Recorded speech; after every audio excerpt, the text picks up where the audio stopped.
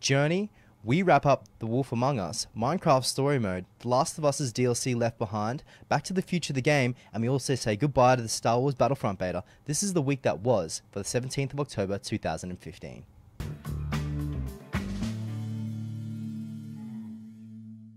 Saturday, we checked out one of my favourite games of all time, Journey, on the PlayStation 4. Unlike the first time I played it on the PS3, we had the same companion with us the whole time, which made the experience completely immersing. And I'd like to say a big thank you to Grussberg for making the experience truly unique. In addition, we had a look at the 4th episode of The Wolf Among Us, where we finally got a little bit closer to finding out who the murderer was. On to Sunday. In the morning, Amaze and I started our weekly Destiny dual stream, where we made it to the moon! I'm absolutely loving it, and I've been itching to get back in all week. It feels good to finally check this story out. I can't wait to see everything that Destiny has in store. If you guys like to come along, we go live every week from 10 AM Australian Central Standard Time, where Amaze and I both will be streaming from our perspectives. Speaking of both perspectives, if you head over to filthycreatures.tv/Destiny, we've set up a way that you can watch both the VODs at the same time. All you have to do is choose to mute one of the streams just so you don't get an echo. On Sunday evening, the fun continued with our weekly event, Sub Sunday, where we played Tiny Tanks, Fibbage, Quiplash, Drawful, and Mitosis. Is it Mitodotis? Mitosis? Metasis?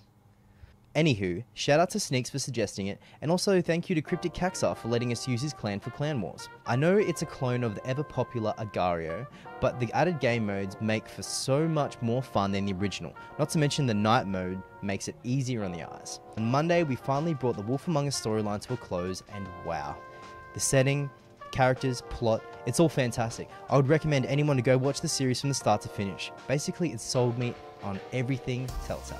Tuesday, we fired up The Last of Us's DLC Left Behind and had a look into Ellie's origin story, which was both touching and bittersweet. She did tell us things about it during the main game, but watching it all unfold was something else completely.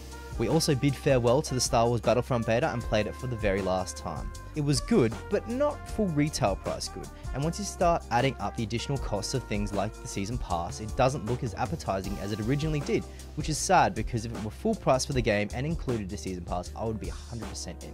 Wednesday, we had a look at Telltale's take on the ever-popular franchise Minecraft with Minecraft Story Mode. It's both fun and interesting, and there's enough to love for fans of both Telltale games and Minecraft to get into. We also had the game Breaking Us, and have busted out that into a separate video, so go check that out. To keep the theme of Telltale games rolling, we started the Back to the Future series with the first episode called Out of Time. First released in 2010 and what is considered as the unfilmed storyline for the 4th movie, it's great. The puzzles are definitely challenging, and compared to the more recent Telltale games, the episode lengths are much longer. On Thursday, moving through the story of the Back to the Future series, we fired up episode 2 called Get Tannen, where we had to backtrack through the events of the first episode without being seen, and bring Kid Tannen to justice. Friday was a double feature with both episode 3 titled Citizen Brown and episode 4 titled Double Visions. Tonight, we're going to finish the Back to the Future series with the final episode appropriately called Out of Time. We're also going to start the Walking Dead Telltale series, and if we get enough time, I want to play through the first 2 episodes. Like we do every Sunday morning, Amaze and I are picking up where we left off with the moon missions on our weekly Destiny dual stream starting at 10 AM Australian Central Time and 8:30 AM for you on the West Coast. If you're over on the East, we start at 10:30. We're currently 23 days away from Fallout 4. And for the first 10 days after release, I'm going to be streaming for 4 hours in the morning from 8 to 12 Australian Central Time and in the evenings from 7 PM till midnight. If you want to know more, head on over to filthycreatures.tv/Fallout. Talk about a busy week. I hope you guys had as much fun as I did, and I thank you for coming along on the journey so far. If you want to keep up to date with what is going on, follow us on Twitter at FilthyCreeco.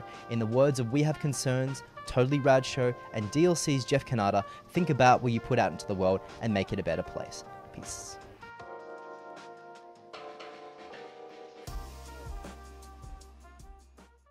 I did have heaps of fun. A ton of fun. Oh! Nah.